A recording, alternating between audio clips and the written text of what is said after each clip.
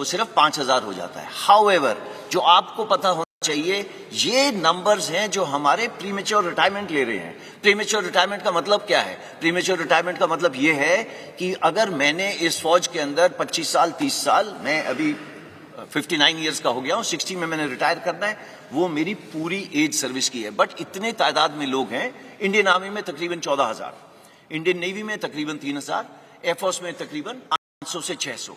ये लोग आज भी बाहर जा रहे हैं। इनकी उम्र क्या है? 35, 36, 38 ऐसी उम्र है। ये लोग सब जा रहे हैं। आज तक हमने किसी ने भी कोशिश नहीं की बोलने की ब्रदर ये बाहर जाके क्या काम कर रहे हैं। ओके, एंड आप इन तीनों को ऐड करो, ये 15,000 16,000 तो वैसे ही बन गए। जब हम लोग बात कर रहे हैं 40-46 हजार की 4.5 साल के बाद, तो आप इसको थोड़ा सा अपने दिमाग में रखना, इसके बारे में दोबारा चर्चा करेंगे। Go next. See coming before मैं पे एंड अलाउंसेस पे आता हूं, उससे पहले मैं बात करता हूं ट्रेनिंग की। सी आज का युवक हमारे से अच्छा है।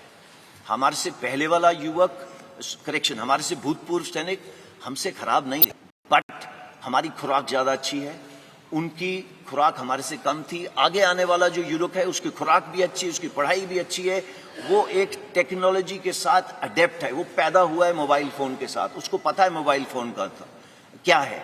और तो वो कल को जो ड्रोन वॉरफेयर हो, जो आप आज देख रहे हैं टीवी के ऊपर, एक टैंक चल रहा है, टैंक को टैंक नहीं लड़ रहा, टैंक को एक ड्रोन लड़ रहा है। तो आगे आने वाली जो लड़ाई है वो अलग किस्म की होगी, टेक्नोलॉजिकली सैवी होगी। अगर वो टेक्नोलॉजिकली सैवी होगी तो उसके लिए अलग किस्म के लोग चाहिए। और वो कौन सा किस्म है? हमारा यूथ, भारत का नौजवान।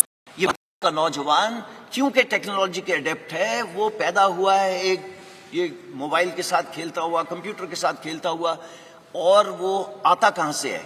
गांव से। हमारी एक 70% विलेज से। नाउ अगर हमारी विलेज से 70% इनटेक है, तो हमारे को जो सॉल्यूशंस बनानी है उनको मद्देनजर रख के बनानी है, ना कि जो अर्बन एरिया के लोग हैं। सो अगर इन 70% को देखा जाए तो वो कहां से आ रहे हैं? गांव से। उसके पास है क्या वहां पे? खेत या कोई छोटा मोटा व्यवसाय। वो उसकी क्लास या उम्र कितनी होगी? वो पढ़ा होगा तकरीबन 17.5 साल की उम्र होगी, और पढ़ा होगा 10वीं साल। मेजर इनटेक, ये जो तक बोल रहा हूं, ये सारी इनटेक हमारी उस किस्म की है जो सोल्जर आपके लिए जाके आगे देश की रक्षा करता है, ये वो सोल्जर है जो 10वीं क्लास पास है। 12वीं क्लास के हम ले सकते थे, बट सी हमारा काम थोड़ा जोखिम का है।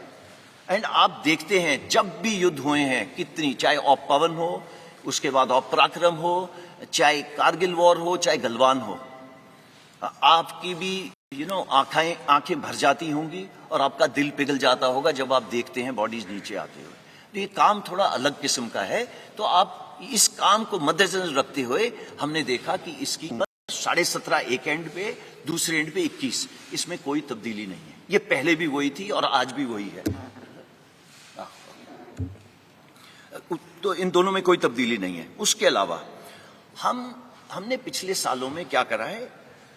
अपना फ्लैब कट करा है। फ्लैब का मतलब, देखो टीथ टू टेल रेशियो की बात होती है, टेल कम करी है और कम होगी आगे आने वाले टाइम में। दूसरी जॉइंटनेस बढ़ी है।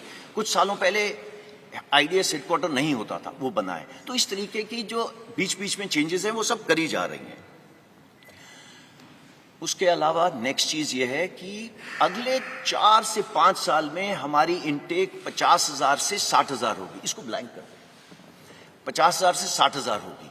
ओके, 50,000 60,000 के बाद क्या होगा? ये इनटेक 90,000 से लेके 1.25 लाख होगी। सो इट इज नॉट 46,000। ये हमने क्यों करा है? इसलिए करा है स्टार्ट स्मॉल, स्टार्ट मीडियम। क्यों? सो दैट हमें भी इस स्कीम को चलाने के बाद सीखने को मिले कि इसमें दिक्कतें क्या हैं।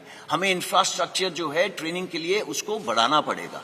वो बढ़ाने के लिए बटन दबा के तो होगा नहीं, उसके टेंडर जाएंगे, उसका ये होगा वो होगा, उसको 3-4 साल लगेंगे। सो दैट हम अपनी ट्रेनिंग कैपेसिटीज जो फौज की तकरीबन 60,000 के करीब है, उसको बिल्डअप करके इस पॉपुलेशन को लेने के लिए जो 1.25 लाख होगी, इसके लिए तैयार हूं।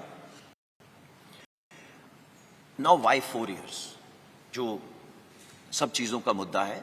17.5 साल 21 साल मैंने आपको बताया, उसके अंदर चेंज क्यों करा गया? इसलिए चेंज करा गया कि पिछले 2 साल के लिए कोविड की वजह से भर्ती बंद थी।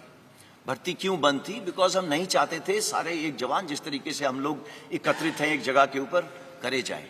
तो हमने देखा कि इतनी सालों से इसकी स्टडी करते जा रहे हैं, अभी हमें एक मौका मिला है to make a change without pain. तो अगर ये चेंज विदाउट पेन हमने करना था, इससे अच्छा मौका नहीं था करने का। इस पे स्टडीज चल रही थी, मैंने आपको बताया, Kargil review committee, group of ministers report, ये सब स्टडी करते जा रहे थे, बट हमें मौका नहीं मिल रहा था कि ये कब करा जाए, because it was a transformative reform. हमें जरूरत थी, आज नहीं 30 साल से जरूरत थी इस एज को कम करने की। इसका इंपैक्ट क्या होगा? Go next. पहले मैं आपको पे अलाउंसेस का बता देता हूं। जो आज जवान को पे अलाउंसेस मिल रहे हैं वो अग्निवीर को ज्यादा मिलेंगे। ओके, इसका please don't take him cost to company वगैरह जैसे वर्ड, देयर इज नथिंग। फौज की नौकरी एक जज्बा है, इसको आप पे से नहीं तोल सकते। हाउएवर, जो ये आपके सामने दर्शाया गया है, ये सबसे पहले जो 17 लाख के करीब है, ये उसकी पे है। एक सेवानिधि पेज है जिसके अंदर उसका योगदान 5 लाख है। गवर्नमेंट अपनी तरफ से 5 लाख डालेगी। इन दोनों के ऊपर जो इंटरेस्ट दिया जाएगा वो तकरीबन 1.5 लाख होगा। सो टोटल पे उसको 4 लाख तकरीबन इतनी मिलेगी। इसका मतलब ये नहीं है कि वो हमारे बराबरी की रिस्क एंड अलाउंस नहीं लेगा, उसके जितने भी अलाउंसेस हैं सेम रहेंगे। अगर वो मेरे साथ सियाचिन में बैठा है, he will get the same allowance. अगर वो मेरे साथ राजस्थान में बैठा है तो उसको सेम अलाउंस मिलेगा। अगर वो मध्य प्रदेश में बैठा है, मुझे भी नहीं मिल रहा, उसको भी नहीं मिल रहा। So it is equated, there is no difference. वो साथ वाले बिस्तरे पे सो रहा होगा, वो वही कपड़े पहन रहा होगा जो मैं पहन रहा हूं, वो मेरे साथ लंगर में बैठ के खाना खा रहा होगा।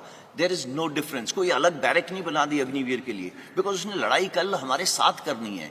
और अगर वो हमारे साथ देश के लिए बलिदान देगा तो देयर इज गुंजाइश ही नहीं है उसको हम किसी तरीके से रत्ती भर भी उसको हम अपना छोटा सोचें। नहीं, इसमें ऐसा कुछ नहीं है। मैंने बैंक लोन यहां पे इसलिए डाला है बिकॉज ये बार बार आ रहा है कि भैया 4 साल के बाद क्या, तो 4 साल के बाद क्या, मैं इसके बाद आपको बताता हूं। Go next. सेवानिधि पैकेज थोड़ा और विस्तार से, जैसे कि मैंने आपको पहले बताया 11.71 मैंने आपको पहले बता दिया है। सिर्फ एक ही चीज इसमें एक्स्ट्रा है कि इनकम टैक्स फ्री है। हाउएवर, देश की सेवा करने के लिए जो सर्वोच्च बलिदान देगा उसकी इंश्योरेंस कवर नॉन कॉन्ट्रीब्यूटरी है। आज पूरे देश में मैं भी कंट्रीब्यूशन देता हूं, जो बाहर जवान खड़ा हुआ है वो भी कंट्रीब्यूशन देता है। सिर्फ एक इंसान है अग्निवीर जो आगे आने वाले टाइम पे कंट्रीब्यूशन नहीं देगा और उसको तकरीबन 1 करोड़ का इंश्योरेंस मिलेगी।